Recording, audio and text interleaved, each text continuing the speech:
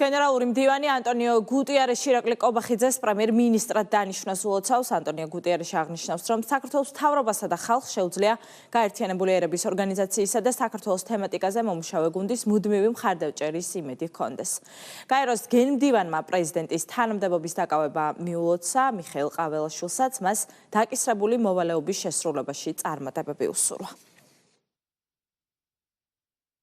მინდა მოგილოცოთ საქართველოს პრემიერ-მინისტრად ხელახლა დანიშნა.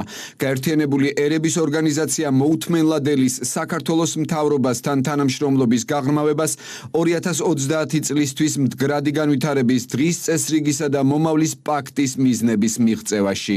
რეგიონალური მშვიდობისა და უსაფრთხოების გამტკიცება რჩება პრიორიტეტად, განსაკუთრებით გაეროს მხარდაჭერით ჟენევის საერთაშორისო დისკუსიებისა და კონფლიქტის შედეგად დაზარალებული მოსახლეობის დახმარებისთვის, ვემხრობი ყველა ძალისხმევას მშვიდობიანი დიალოგის ხელშეწყობისთვის, სამართლის უზენაესობის დაცვისა და ადამიანის უფლებების პატივისცემის უზრუნველსაყოფად.